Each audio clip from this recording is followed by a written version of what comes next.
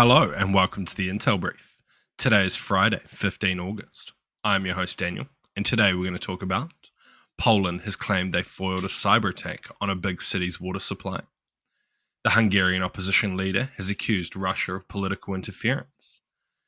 And Mali says it thwarted a coup supported by foreign states. So firstly, a large Polish city could have had its water supply cut off on Wednesday as the result of a cyber attack, the Deputy Prime Minister said after the intrusion was foiled. In an interview with a local news agency on Thursday, the Deputy Prime Minister, who was also the Digital Affairs Minister, did not specify who was behind the attack or which city was targeted. Poland has said that its role as a hub for aid to Ukraine makes it a target for Russian cyber attacks and acts of sabotage. He described Poland in the past as the main target for Russia among NATO countries. So what? This is a pretty fair assessment by him. They are clearly the prime target for Russian grey zone operations, and I feel is highly likely that this cyber attack is a part of that. While it may have been carried out by parties outside of Russia, while it is possible that it was carried out by parties outside of Russia, it was likely done in support of Russian objectives.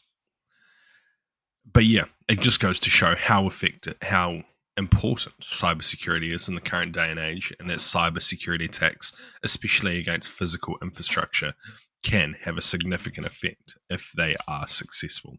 And next, the Hungarian opposition leader, Péter Magyar, currently the leading Prime Minister Viktor Orban in the polls, has accused Russia of direct political interference in Hungary.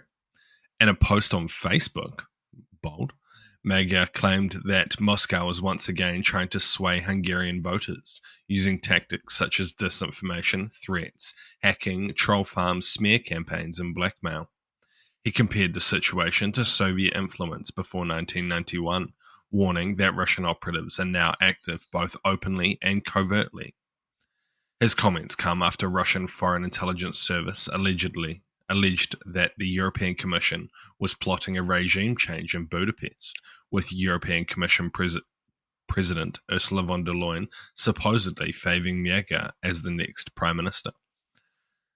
So what? I talked about this in my post last night, but I thought it was pretty important to highlight again, as it is the forefront battle in Russian influence in Europe. The comment around Ursula von der Leyen favouring Magyar, of course she does. Orban's a fucking cunt. So, yeah.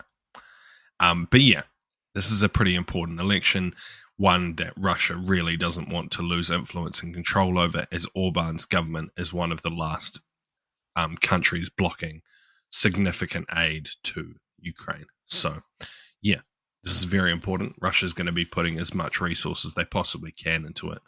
Orban's regime has been friendly to Russia the entire time, mostly due to the cost of oil. Though, if he does lose the election, it's possible that Slovakia might step up their blockages within the European Commission to stop support going towards Ukraine, as they are also pretty pro-Russian. But yeah, definitely an election to watch, and one that I'll be keeping a close eye on. And lastly, Mali's military leadership has said it thwarted a coup attempt and arrested 2 generals, as well as a French national, who they say it's suspected of being a foreign agent. The current security minister announced the arrest of the group of military officers and civilians in a statement read out on state television on late Thursday evening. The statement also confirmed that the detention of dozens of soldiers in recent days. Rumours of the arrests had circulated for several days in Mali. The group had support from abroad, he said, and alleged that it was attempting to destabilise the country. The security minister said that the French national was arrested on suspicion of acting on behalf of the French intelligence services, which mobilized political leaders, civil society actors, and military personnel against the government in Mali.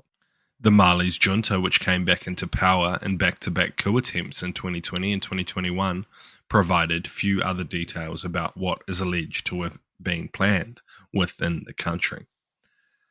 So what? I don't know. I don't think it's likely that France was attempting a coup in Mali, and I don't think there was much support. The current Mali leadership has pretty strong grip on the country through a military dictatorship, and so yeah, it seems unlikely that there would be another military coup to flip them out of power, as you know he has pretty significant control over the country and the military, which would be required to push him out of his position. So yeah, seems unlikely. It seems more likely that this is more of a scapegoat activity to try and build up fear within the country that France is trying to interfere in the country, creating that kind of boogeyman persona so that they can crack down on people they don't like or that oppose them.